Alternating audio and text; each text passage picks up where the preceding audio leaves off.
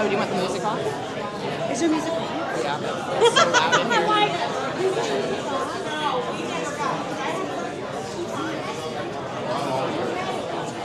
The Lord wakes you up, you got it. How are you? Good. Thank you for being here. Where are you sitting? Right in the front. Try not to pick on you too much. That's fine. You can pick on me. I just found your one at 19. You go way back. He took my daughter to Ireland.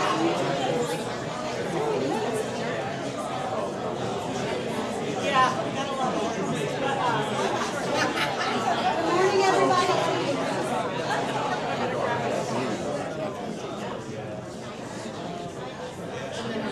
All right, here we go, here we go. Everybody can take their seats. His words. Take their seats. Got a young lady up here trying to talk to y'all, and y'all are talking over. It doesn't work that way this morning. Come on, grab a seat. Let's get up here and have some fun, and she's got some announcements for you. Don't we love it? Who made you the boss? You just did.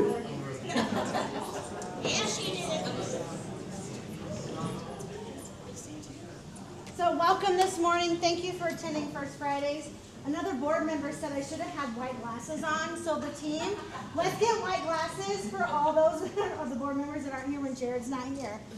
As you know, Jared is our fierce leader for First Fridays, Fort Wayne, and he is on vacation this morning. So the rest of the team is here, and we have the pleasure of introducing our speakers for today.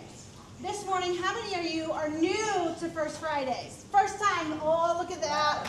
Thank you. Welcome to First Fridays, and thank you to all of those that have continued to support First Fridays and our community of what we're building. What do we always say our main goal of First Friday is? Meet someone new and learn something new. So today we're going to learn from Mitch and Sabrina, so then I want you to meet someone new after the event if you haven't already met someone new. Today we're excited to welcome Sabrina Moon and Mitch McKinney, co-founders of Core Leadership Academy. Drawing from their leadership experience in both corporate environments and in law enforcement, they're going to focus on how trust, shared values, and vulnerability can strengthen teams and our community, which is humongous. That's what First Friday is all about. Please welcome Mitch and Sabrina this morning. This is where we check to make sure we're not going to blow out your eardrums. So, sound okay? It's going to happen. We can project very well without mics, so that's always a danger. So, No, you stay over there. yeah, you want me to stay on this Yeah, side? because we'll be magnetic north, and there's speakers everywhere, so. Okay. Worst case, I know where the mute button is and the exit doors. So, this is good. Both are important. Yeah. Welcome. I'm Sabrina Moon. Obviously, this is my partner in crime. Mitch McKinney, good to see you guys. Yeah, I'm the partner in non-crime. So, but, yeah, well, on good days, as long as I'm not speeding. So most of my career has been spent in operations leadership. So this outfit is not what you would normally see me wearing. I've spent most of my career in blue jeans, a hard hat, or steel-toe boots, or some sort of combination. So when I think about my journey as an operations leader, I eventually transitioned into being a business owner, which led me down this path. So I mainly do a lot of leadership development and OpEx consulting now. Mitch and I are going to share a little bit about our stories. So who are you, Mitch? So folks, I'm a motivator, activator, communicator, and an educator. I seek out the individual talents of my team, and I strategically arrange those talents to provide the best in customer service to the citizens of Fort Wayne, County of Allen, state of Indiana, and beyond. My brand is my faith, my family, and everything else. I'm a follower of Jesus Christ. I said I make everything right with the Lord. When I wake up before I slumber, then I check on my family. All the way from my kids, my wife, all the way to my 93-year-old mother, who her caregivers are here today. God love them. I mean, no one's watching my mother right now. And so for me, I've been in law enforcement 26 and a half years. This journey, part of my journey is coming to an end. I retire on May 1st. Woohoo! Yeah. So 26 and a half years serving Fort Wayne has been a blessing. I've met so many of you in this room and had opportunities to do a lot. And like Sabrina said, we'll discuss how we met here in a bit. Yes, I want to start us off with a question. So how many of you have lost a relationship or friendship, personal or professional, because of differences? almost all hands went up, right? So we live in a world today where our differences are on blast, would you say? It may be magnified in ways that are new for us. What's interesting about that is I would say, Mitch and I, if we were to write down our differences, I think the list of our differences would be way longer than what we have in common. Correct. And here we are, by the way, we started a nonprofit together. We're going to talk about that in a minute. But our differences are significant. But here's the thing. Once we got to know each other, we found that there was something in common. The leadership challenges we were experiencing were the same, even in the midst of those differences. And what do I mean by leadership challenges? How many of you are leading in some way, leading a team? How many of you are not sure if you're a leader? This is where I see some T-Rex hands. Yeah, I'm gonna take the T-Rex hand. T-Rex hands still count.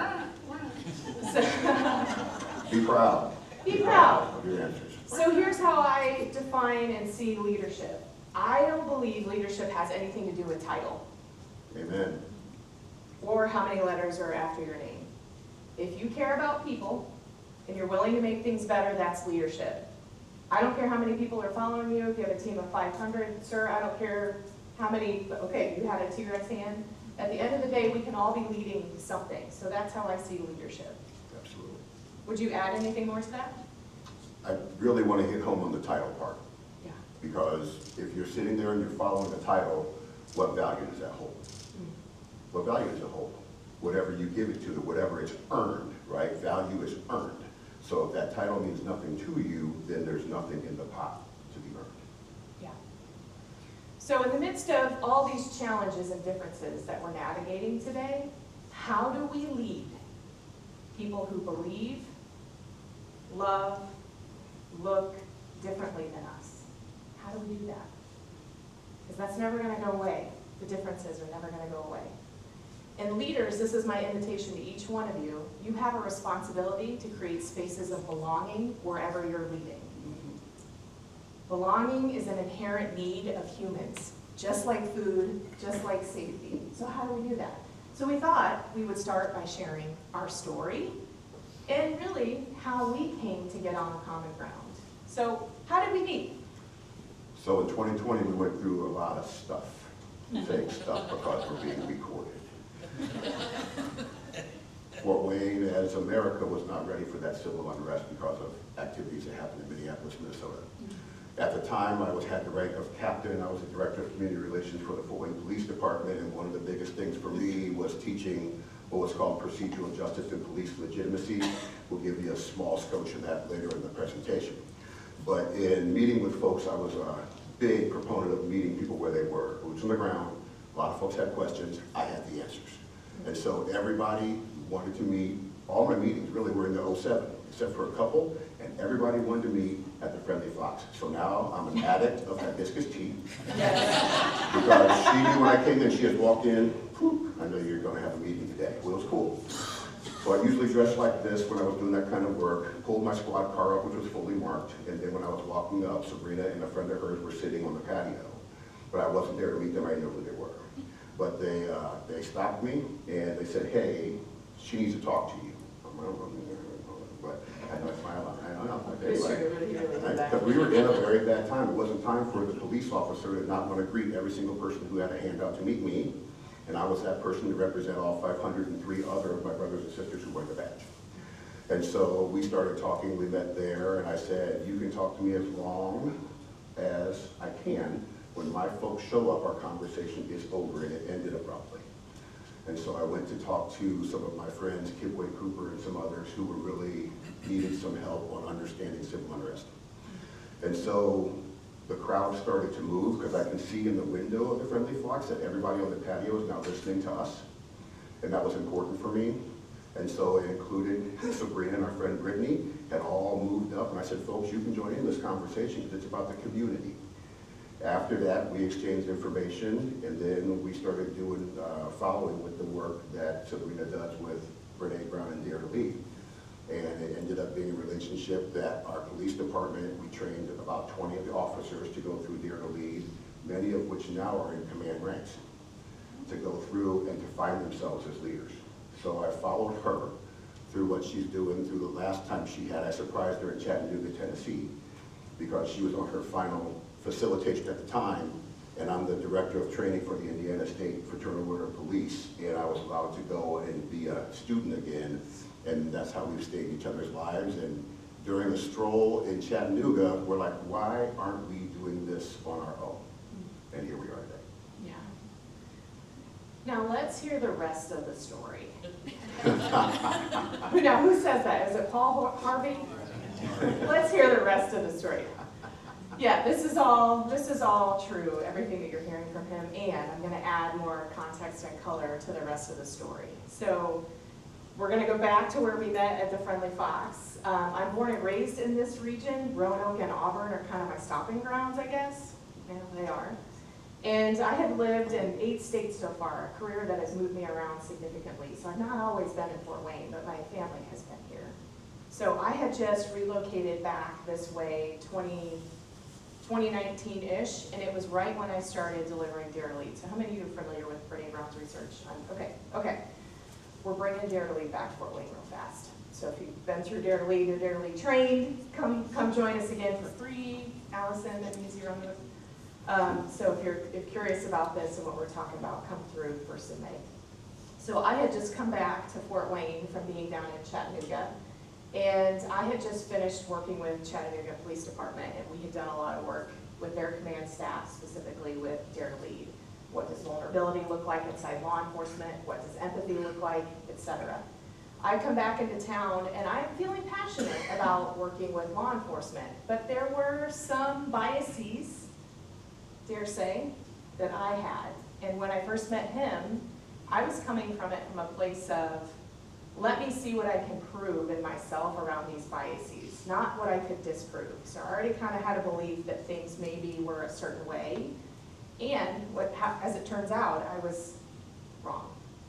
So him being willing to build a relationship with me in that moment was really pivotal in my journey of transformation and unlearning some of my biases. So when I say let's hear the rest of the story, yes, we wouldn't be in each other's lives had he not been willing to have a meeting with me, but I also had to be willing to unlearn some of the biases that I had about law enforcement and culture.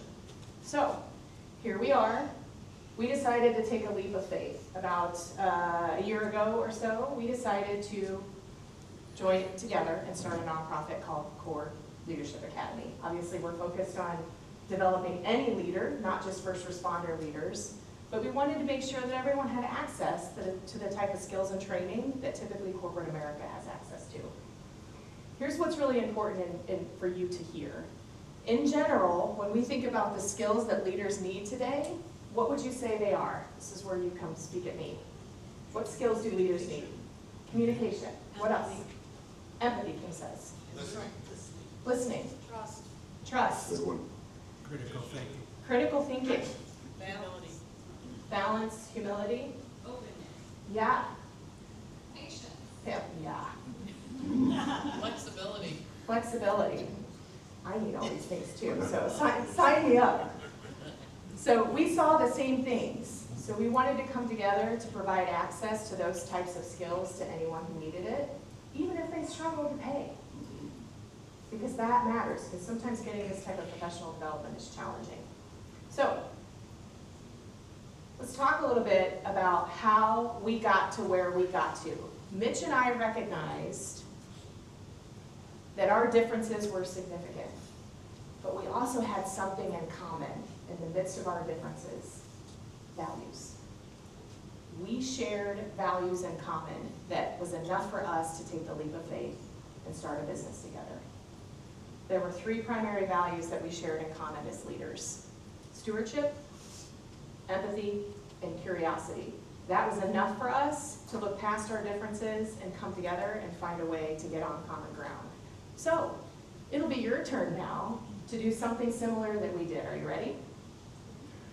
We didn't expect them to sit like they do in church. No. If you guys could give We're all us a gonna hand, move. underneath the first seats, you'll see white pieces of paper. Everybody's gonna need some, so if you grab it, just make sure those get passed all the way around. I can tell some of you have been here before, you're like, no, man, if you sit in the back row, you're away from that there camera.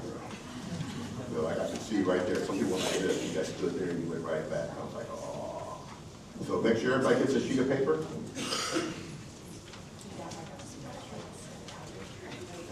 And read this top line up here as you're getting those papers. Does everybody have a pen? What? So the first answer, what's leadership need? A pen.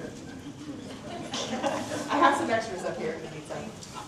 Okay. So here it is. Think of a recent moment at work where you felt frustrated, protective, or strongly about something. Think of a recent moment at work where you felt frustrated, protective, or strongly about something. What mattered to you in that moment? What mattered to you in that moment? Now, in one word, write the value that caused the friction. Write the value that caused the friction. And if you're thinking, I don't know what that's going to be, she's going to help you. We're going to help you. She's going to help you. So before I turn to this next slide, sorry, does everybody have a pen and a piece of paper? I was a little distracted there. It's classic engineering group. Okay, here's how I see values. Values are something we feel are important to us. It's what we lean on when we make hard decisions. They are not the same as beliefs. Beliefs are what are our truths. Here's an example. I believe anyone can lead. Not everyone believes that. That's okay. But my values are curiosity, altruism, and transformation. Altruism is just a deep love and care for humans, people, animals. Those are different than beliefs. So values in this is, what do you feel is important to you? So this question is going to help surface that. I'm going to put some examples up here if you're still struggling on an example of a value. You ready? Hopefully you can see all these. Here's some examples. 2 screens, folks. So. Accountability, community, compassion, courage.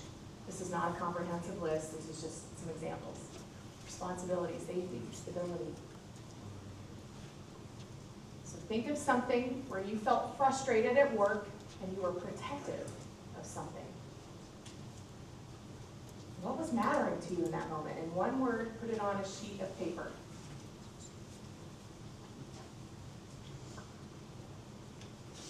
You know we're going to get you out of your seats too, don't you? Can't work your core without calisthenics. And burpees, and planks. Mm-hmm. You got it? Does everybody have one word on your sheet of paper? Okay.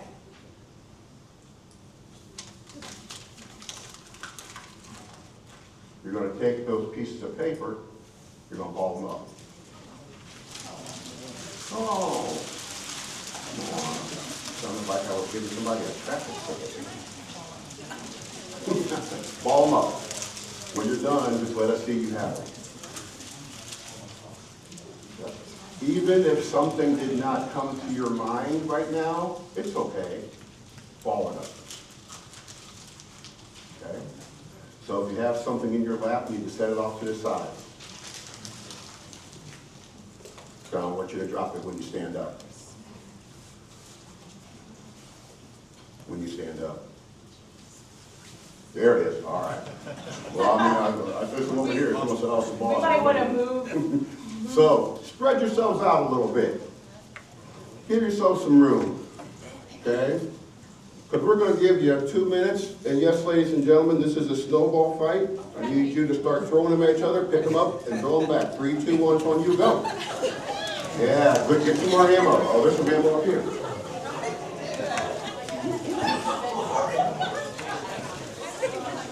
That's it. Don't lose the ammo. There's some down there. Oh. Right at your heels. Right at your heels.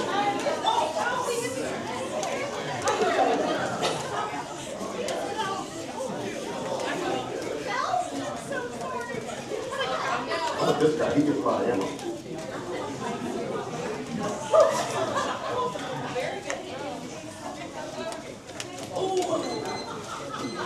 All right. So everybody should have one here. There's one underneath that seat there. Here's one you can have. There's one right here, I think. Yep. Okay. What we're giving you, stay up, stay up, stay up. What we're giving you today, folks, are takeaways. Who needs one? I have one here. Everybody should have a snowball in order for this to work. So take a minute to find one. Let's look at each other's purses. Somebody actually made some great baskets over there and like made it happen. Oh, you got another one? Who needs one? Who needs one? So what I need over here, I see a hand here. Gotta be someone else somewhere. Okay, so in a matter for time, we're going to keep moving forward. So I utilize this in Bible study. I utilize this when kids are moving from elementary school to middle school. I use this on 8th graders when they're moving from 8th grade, being the top dog, to freshman year. Right, so that they realize how they need to walk and carry themselves, not based on somebody else in the school, but based on themselves and what they've learned. Open those up. So what you do when you open those up, does anybody in this room have their own? You know it was the one that you wrote. If you do, I want you to come stand with me. Anybody? 3, 2, 1. Okay. So it's either a test of two things. Two things. One, you're lying. But usually there is, really we've had, our last group was 100 and plus? Yeah. And this lady comes out of a crowd from the Bureau Center. I watched her throw, and she was whipping those things. So she must have had a fight back and forth. She walked up with hers. If you do this exercise and someone has their own, they have a choice to come stand with you. If they do, it's their choice if they want to read whatever they have on their sheet, or they can just ball it up. So you can't have courage without vulnerability. Try it. Can't have it. And so for someone to take that leap to come stand up next to the presenters and then read to all their peers, usually it's something that's fearful that we present a question with for the kids. So pick some people. Hi. Hello. I'm going to have you stand close to me so you can project in my mic. What's on your sheet? Respect and loyalty. If you have anything like respect and loyalty, raise your hands. Look at your sheet that you're holding. Raise them up high. Turn around and look. Turn around and look. Keep your hands up high. Okay? Here's the point of leaving hands up high where no T-Rex arms work in this one. Because if someone hears their shame from someone else's mouth and looks around the room and knows there's at least 6 other people in the room that wrote down the exact same thing. We didn't script this exercise. To most of you folks I've never seen today and may never see again. But that's powerful for someone to know that they're not alone in the room. She has a blank piece of paper. How many of you are holding blank pieces of paper? Raise your hands. Look around. Look around. And here's the thing. It's not a lack of participation. It may just be a time of, I just don't know. I just don't know. And that's okay. It's a good place to be, because guess what? In a little bit, you're going to find out. Cool. Get another one. Get one more then.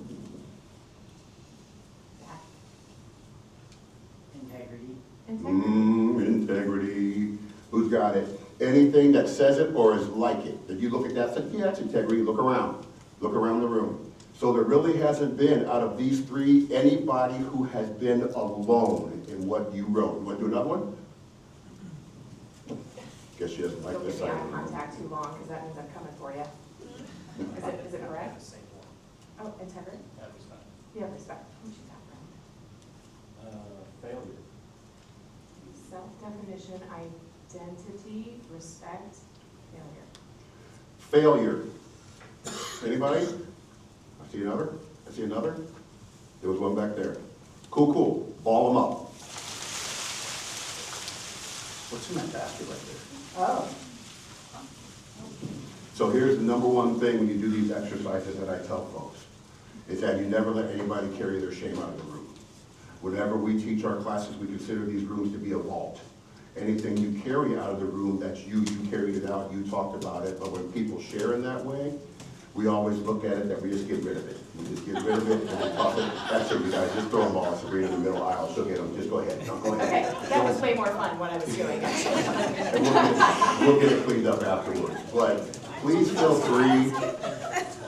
Go ahead and grab a seat, folks. Thank you for participating. Give yourself a hand. Yeah. how many of you are coaches? You work at a school, you may have volunteered at a church, work at a church, raise your hands up high for me. You coach a team, you work with kids in any capacity, you work with anybody of our adults with different abilities, any of that kind of stuff, okay? Hands up high, everybody look around. Look around the room, okay? I would tell you right now, this exercise is extremely powerful when you figure out what you're looking to get everybody on the same page on. Yeah. And then you get a sense of understanding. Thank you again for participating. We appreciate it. Okay, now what we'd like you to do is we want you to find someone in the room, ideally who you're not sitting with, somebody that's not a bestie. And we're going to put on the timer for 4 minutes. And up here on the screen is going to invite you into introducing yourself to that person. Not yet. I touched it. Oh, he touched it, that's why it went. Sorry. That's okay. Introduce yourself, what do you do? And then what I'd like for you to share with that person that you don't know is whatever was on your sheet, even if it was a blank piece of paper. Imagine, yes ma'am, The sheet we had in our hands or the sheet we threw away? the one you just had in your hands that wasn't yours. Okay. Yep, the one that wasn't yours. So for example, if it was your blank piece of paper, I'd like for you to talk with that person about leading someone who doesn't know what their values are. What might they expect from you? Zach, you had integrity. Imagine you're leading someone that has integrity as a value. What might they need from you now that you know that? That's the conversation you're about to have with a stranger in the room. Okay, ready? Find someone in the room you didn't come here with. You're going to talk to them for 4 minutes about who you are, what might it be like to lead someone with a different value.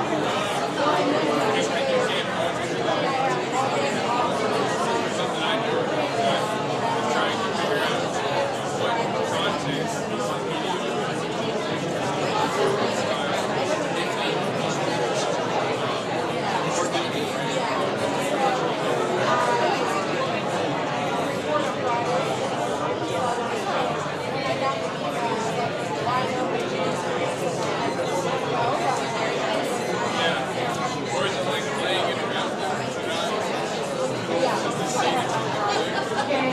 if you have not swapped with a partner, you do that, you got 4 more minutes. If you have not swapped, you got 4 more minutes.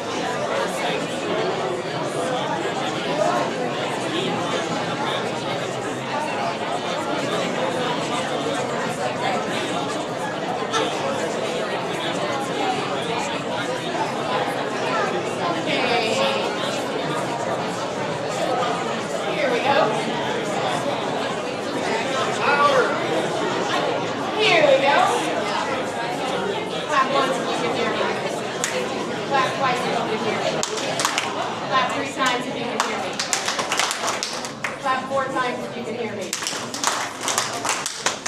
Yeah. Sorry. We got a drummer up front. You guys are fun today, this is awesome. Yeah, thank you for the willingness to participate. And Doug, thank you for the conversation. I will say, of the years that I've been having conversations with leaders around values, it's not uncommon for people to not really know what they value until someone is willing to reflect back what they're already seeing. Sometimes our values are just behaviors in action, and no one has ever told us what we're doing well. So a great test of that is, if you're not sure what you value, ask people that are closest in your life how you're showing up. What do you see me doing? And it might actually be empathy. It might actually be integrity. So Allison, can I pick on you? Sure. What I think, is some of your team here? Yes, I have one team member here. Okay. So let's say Allison wasn't sure what she valued. I bet she could ask Zach, hey, how do you see me showing up in the workplace that reflects what I value as a leader? He might have some feedback. I have a feeling she might value creativity. I don't know. I don't remember what your core values are, but I have a feeling she might, based upon how I see her show up in the world. It'd be interesting to see what you have to say. You don't have to say it now. Must be evaluation week. Yeah. No pressure. But it is an interesting way to get some what we call 360 feedback in real time from your team so that you can get on common ground. How do you see me showing up? And see what happens. So let's talk a little bit about what was on your sheets that you used to have. So I'm going to put all these questions up at once because I'm not sure we'll have enough time to get all of them done. Just share with us freely, what did you notice about this conversation with your newfound friend about values? What'd you notice? You had the same, but you didn't know each other until now? Okay. Yeah. Okay. Compassion and respect is what she said that they were talking about, and that was something in common. Is that right? Would you add anything else?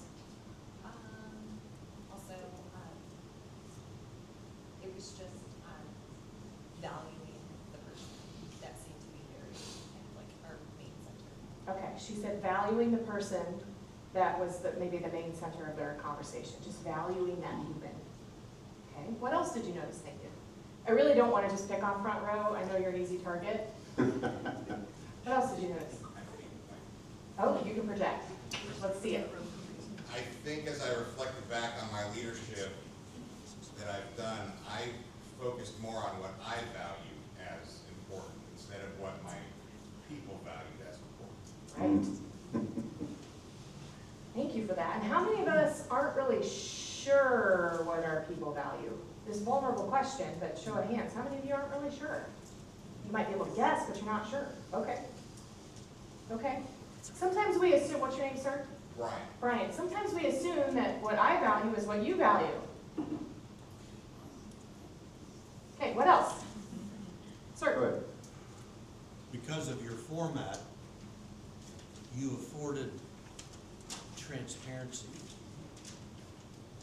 It was effortless to be vulnerable and transparent because you authorized it from the front of the room. Oh, wow. Effortless to be vulnerable and transparent because we offered that part of the Yeah. activity. Thank you for that. One comment I will say is you authorized it, sir. This is one adjustment. You authorized it. We just modeled it.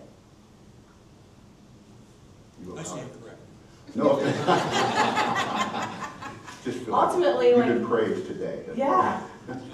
None of us are really going to step into anything we don't want to step into, right? So I applaud your courage Amen. for authorizing it in yourself. And us modeling it for you matters. Go ahead, Okay, John. what else? So, even though the person I was talking to didn't write down the same thing that I did, I still valued what they were talking about.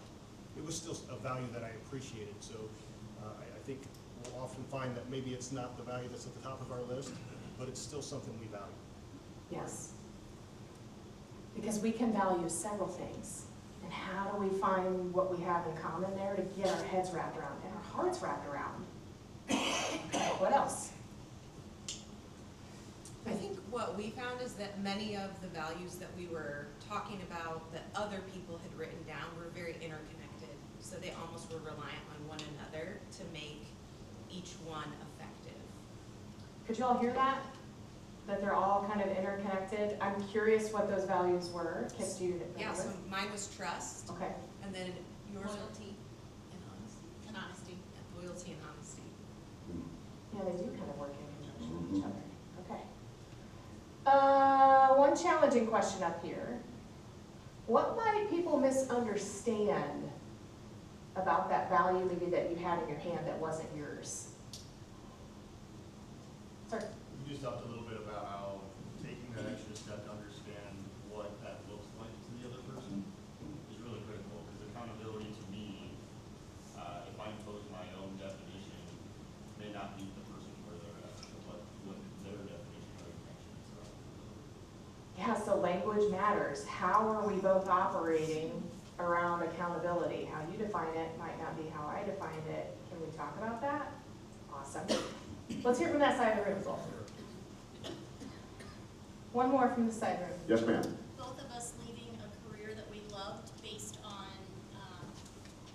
in a way, accountability that leadership maybe weren't making the right decisions morally or in the right realm of what is right or wrong. Yeah. So sometimes when our values get, I call it rubbed up against in the wrong way, it helps us make a decision around where we want to go or what we want to do. And had to make hard decisions to Yep. leave what we loved. Yep. Yes, Sabrina, she's my spirit animal. Yeah. Your name, is it Jen? Is that your name? Okay. So for me, walking away from policing is a difficult decision for me, but it's my time, right? This is a young man's game. This is a young woman's game, right? But she hit it spot on. We don't lose leaders in 18 months in policing. When that happens, you have to start focusing when you have this much time on what are you going to do next. So that's what I'm doing. I'm focusing on that for these younger police officers who are coming up, so they know where their values are to serve you better. So there'll be an advocate on the civilian world here in about 2 months that's going to be an advocate for the police department to make sure that these guys and gals know how to walk in this community and understand how important it is that you understand the people that you serve. My badge doesn't have my name on it. It has yours. It says City of Fort Wayne, Indiana, right? And that's what I've done for 26 and a half years. I'm gonna pick on somebody real quick. Sabrina, John, need you to stand up. He didn't know this was coming. This is Sergeant John Cutler. He is the Public Information Officer for the Fort Wayne Police Department. My brother and I have been working together for a long time. He was a class right below me in there, but John has taken a significant role. I want you to know who that is. You might have seen him on social media and that. He will stay as long as you need to. Yes, I'm assigning him today. because two things, he won't be in the same room again with the same people, and if you need his information and he needs yours, this is the time to exchange it. Because he is the voice and the face of the police department. Look at me, thank you. Thanks, Johnny, I appreciate it. He's also our lead bagpipe player for our pipe and drum brigade, so. And Mitch is our lead drummer for the Fort Wayne I Police am. Pipe and Drum Brigade. I am. I'm the lead snare for that, so we'll be kilted up on Tuesday, I'm sure, somewhere. Are you retiring from drumming No. as well? No. Okay. I did have knee surgery, and I'm just recovering from something else, so carrying that drum around has not been easy, but we're gonna make it happen. So, Sabrina and I met in 2020, and part of it, what I teach for the police department is procedural justice and police legitimacy.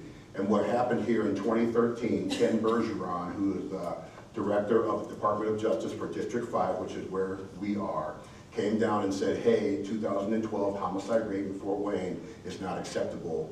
You all need to go to Chicago and be part of this movement. So Chicago was doing this, the station that's right across near the original Billy Goat restaurant, if you know where that is in Chicago, that's where that station is, and went there and spoke with them about what was needed in communities. So the people who were in Chicago were actually from the Bay Area of California, Oakland, Salinas, they were there. They had a 50% drop in their law enforcement. They had an 800% rise in their gangs. Police officers were just taking off. But Police officers, community leaders, community activists got together to work this program. So in 2013, brought it back and started teaching. Fort Wayne Police Department saw two things. Equal numbers, which are kind of weird. 67% drop in use of force incidents in the city of Fort Wayne. Also a 67% drop in officer and suspect injuries and tort claims. That's a huge savings. If you want to look at it from a budget perspective, that's huge. From a community perspective, very huge. So look at these four pillars. The four pillars that come through are voice, fair and impartial treatment, neutrality in decision-making, and trust. The voice isn't me talking to you. So I teach this to recruits, veteran officers, and community members come together, and I have them for a day to go through and really discuss what this means.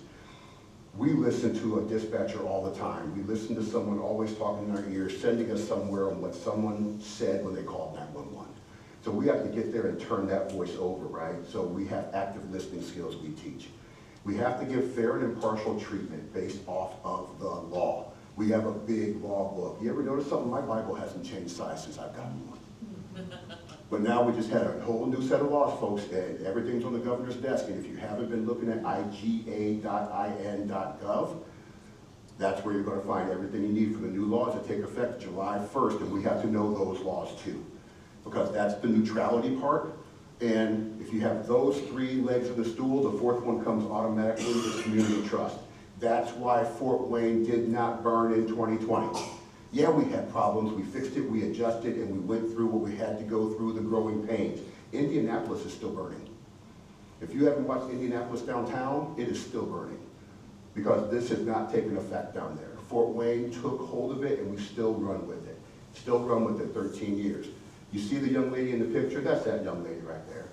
Because I had to put her through a use of force presentation that goes with this. Why do you have to use this?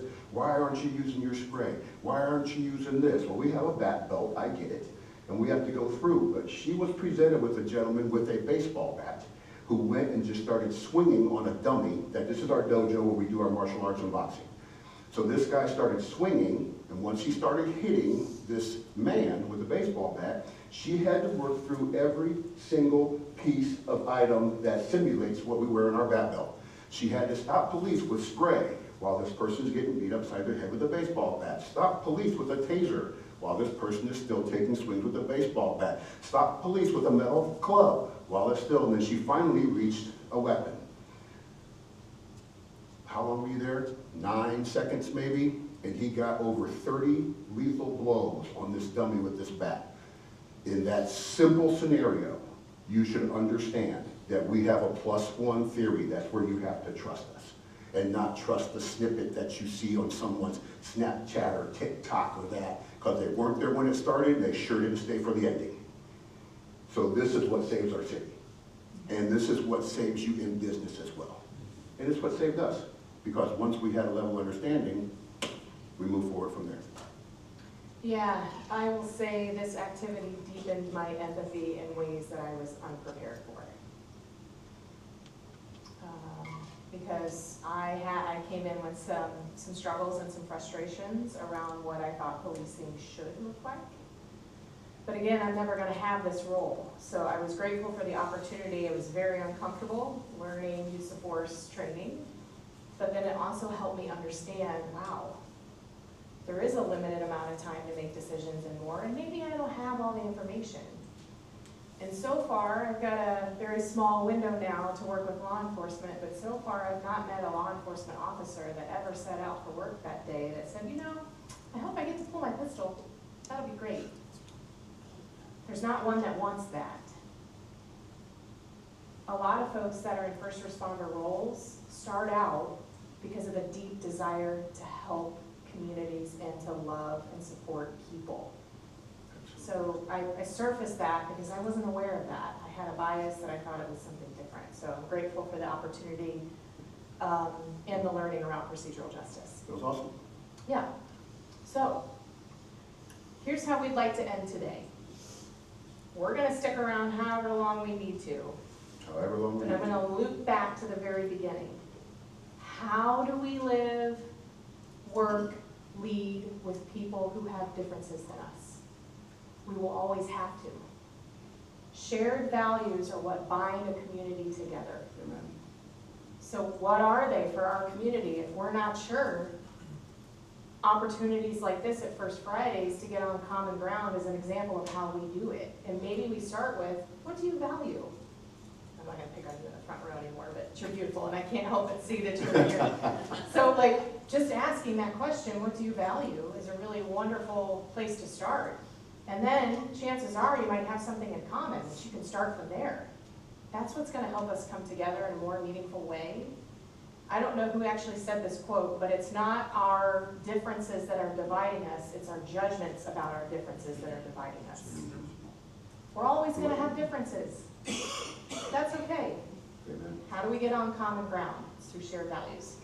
This is an invitation. I don't know how easy you can see this. We have a workshop coming up next Friday where it's a 4-hour session on values-based life and leadership. So if you're curious about what that looks like, there's a discount code just for you all. You're welcome to take a picture of this. Please do. It's 8 to noon, I think, at Electric Works. 8 to noon. Or 9 to noon, sorry, my bad. 9 to noon at Electric Works. You're welcome to join us if you want to dig into this. Our goal is to help you be the most effective leader in our community and love you through whatever changes you're navigating. So please join us if you're open to that. Here are some of our values inside CORE: courage, community, ownership, resiliency, and empathy. We walk that talk, and we would invite you to do the same. This workshop is an opportunity to get some clarity on who you are, because it shows up in how you lead. We're going to take some time for questions before we get out of here. So what questions do you have from Mitch and I before we say thank you? Right here. 27 years old. A lot of my generation has never heard of like escalation of force and what that table looks like. How are you guys teaching this to people below the age of 25? So are you talking about general, he's asking about, like, we used to have what's called a use of force continuum. So as I explained, like with Sabrina was going through that table, the state of Indiana has a +1 theory. Whatever's presented to me, I can go up a level in force. So you walk with me with a knife, I don't have to wait and say, wait a minute, do I have a knife? Yeah, you and I are gonna draw that, right? And so here's my thing, I'm open for anybody that comes through. I've been to Indiana Tech, I've been to St. Francis, I've been to collegiate level, wherever people need me to go, I'll go to have that. So do you have a group like that you could bring together? You and I are gonna talk, because I'll have this program ready by 4 o'clock, have a group by 5. Because here's my thing, if he's coming at me with that, he better have people ready to go, because I'll even buy the first round. Because the whole thing is that knowledge is power, and I look at this brother right here, and we can be powerful together today. Yes. And so we're going to network today. Because in that age group he's talking about, you have to realize, as I spoke to Lori when I came in today, you have to realize that someone is passing a final today using ChatGPT and is going to enter our program to be an officer and may be accepted and get into the academy next January, and by July can take the civil liberties away from anybody they want in the state of Indiana at the age of 22. So it's not what I'm teaching them about use of force, what's happening in the homes before they reach that age. Because I have to kind of unteach some of that too. Wait a minute, hold on. I don't like to get on a soapbox. But thank you. Don't leave here unless we network. She's really playing the first round. What else we got? We're limited time, but we're going to stay. Any other questions? Anything can be on the table. I'm still with you. Go ahead. Are you happy? I don't even know what day it is, because that's how in line with my purpose I am. That's a great answer.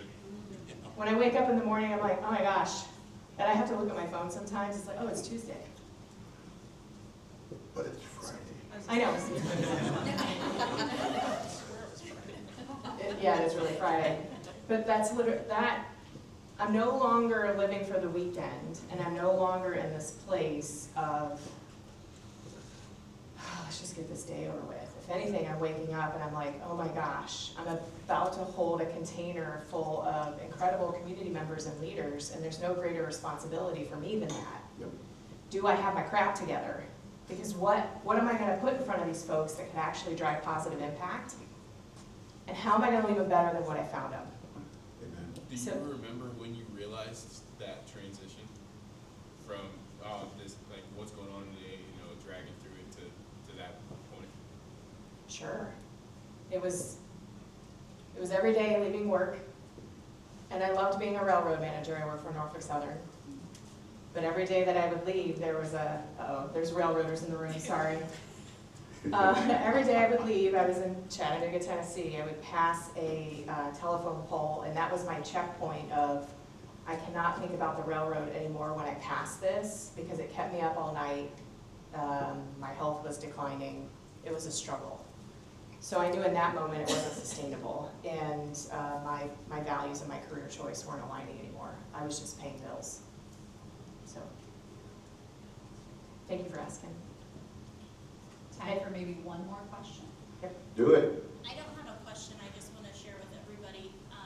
I work for Wayne Pipe and Supply, and we're a local, family-owned company. I had no idea what I was going to learn today. I've never been to one of these.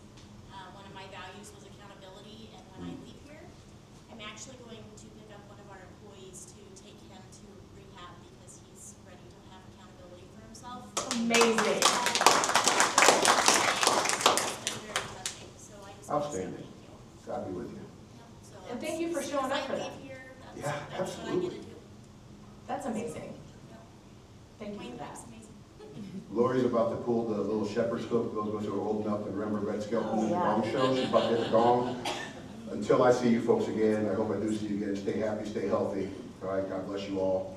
And I tell you what makes her happy is the fact of the matter, her altruism with people is here. And she's been traveling a lot, and she does a lot of good things. So I'm glad to have her in my life. That's what makes me happy. So God bless you all. Thanks for having us.